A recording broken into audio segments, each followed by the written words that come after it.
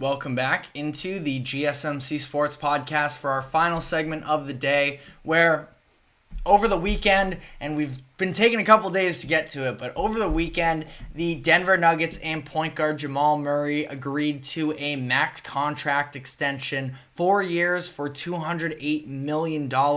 He will now be under contract through the 2028-29 season. He has $36 million guaranteed for this upcoming year, so ultimately he is going to be sitting well for these next handful of years. He did struggle in the playoffs this past season, which is maybe a slight concern, but the way that I look at it, he was dealing with that calf injury through the end of the Lakers series, and the efficiency was inconsistent for sure. He still averaged 20.6 points per game, shot 40% from the field, which ultimately isn't horrendous. You want better from that for sure, but 40 and 32% shooting splits. You could get a lot worse than that.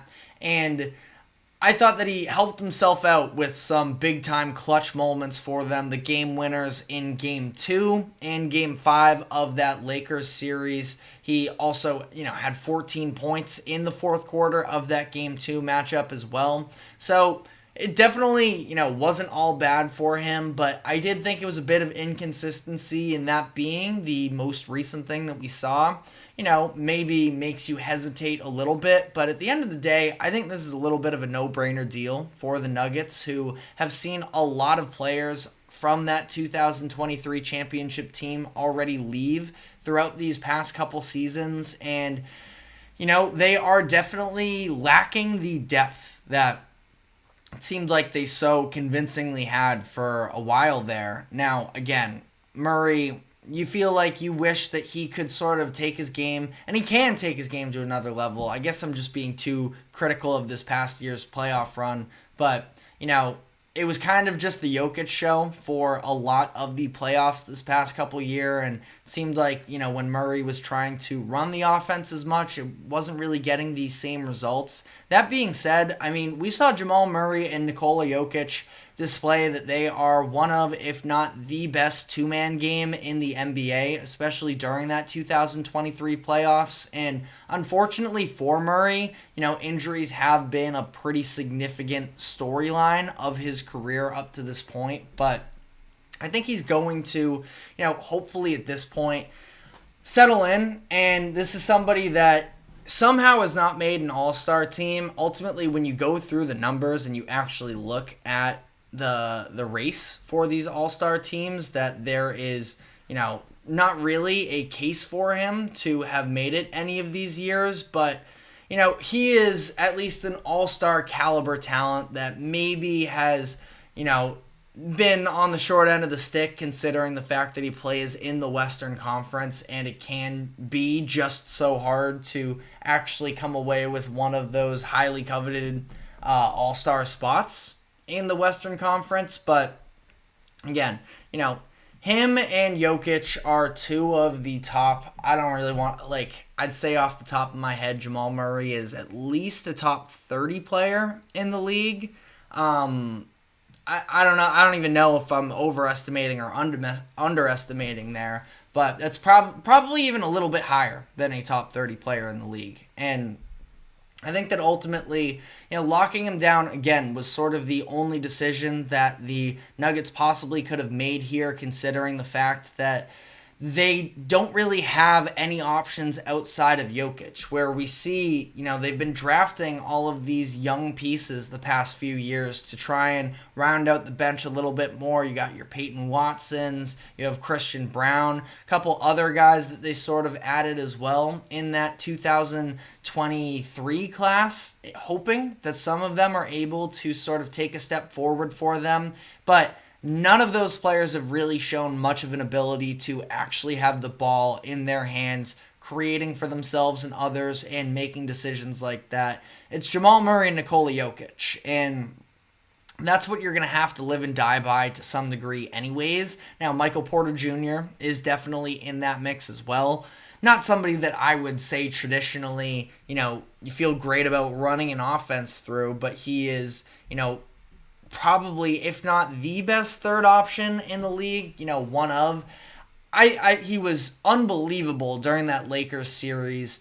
Very much less so against the Timberwolves. What I'll say to that as well, and I don't want to get into it too much, but Michael Porter Jr., at least from what we know as the public, was dealing with a ton of different noise from a family personal perspective that you can sort of look on your own. So not to make an excuse for him, but he was excellent in the first round. One of the best, for whatever this is worth, a pretty niche category here, but one of the best performances from a third star throughout a series, at least as long as I've been watching basketball. So I think that, the Nuggets are still going to be in relevancy for the next handful of years as long as Jokic is there. We've seen even when Murray and Porter did miss the entire year, the Nuggets were the 5 seed and Jokic ended up winning an MVP. So they're not going anywhere anytime soon, but they seemed like this untouchable team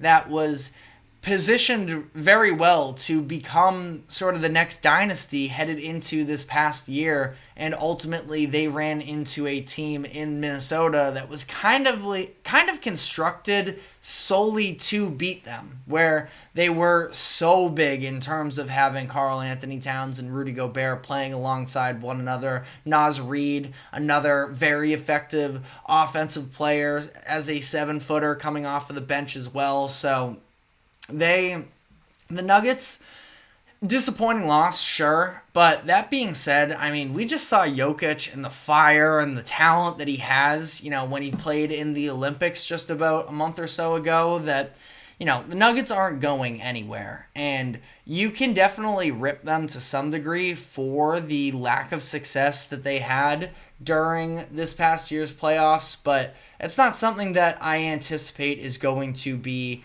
an issue for them on a regular basis, and Jamal Murray is going to be at the epicenter of that as well, because again, you can't just have one guy doing everything. And ultimately, I think that kind of what hurt the Nuggets last year as well is the fact that they were crashing the paint so heavily when they faced when the Nuggets and the Timberwolves were facing off in the playoffs. I thought that the Timberwolves were really trying to make it an emphasis of, we're going to throw multiple bodies at Jokic whenever he hits the paint, that they're going to need somebody like Jamal Murray on the perimeter to be able to keep opposing defenses honest. And the issue is they need more than just him. It's him and Michael Porter Jr., who are sort of those other two guys, because Aaron Gordon, he sort of lives off, and Aaron Gordon's a good player, but he sort of lives off of those backdoor cuts and Jokic feeding him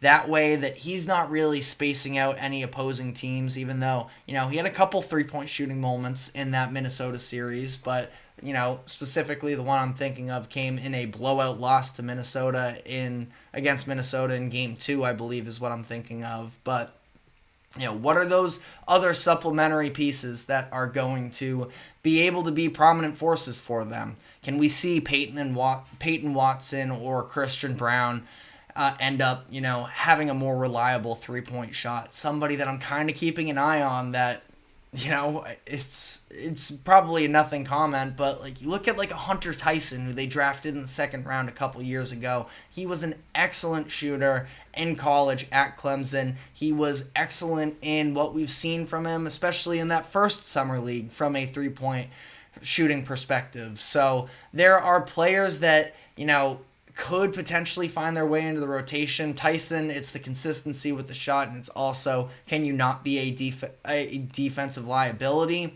It's a lot to ask, but ultimately, I think that the Nuggets have just as good of a chance as anybody to come out of the West next season. Everybody sort of wants to move on to the next hot thing, talking about the Timberwolves or the Mavericks, but the Nuggets will be right back there. And I still think that Jokic is the biggest mismatch against any team, maybe other than playing the Timberwolves, but I think they're going to be just fine. But let me know what your thoughts are in the comments section on this deal. I know it's, fall, we're talking all football here, but sneakily, basketball is less than a couple months away. And it's going to be really, really interesting to see sort of who does emerge out of that Western Conference as well. But that is all the time we have for today. Thank you very much for tuning into the GSMC Sports Podcast. Thank you to the GSMC Sports Network for allowing us to host this show. Remember to like, follow, subscribe wherever you keep up with us. Be sure to check us out on social media as well for more exclusive short content, and we will be back tomorrow afternoon, same time as always, at 2 o'clock p.m. Eastern. We will see you then. Take care. Let's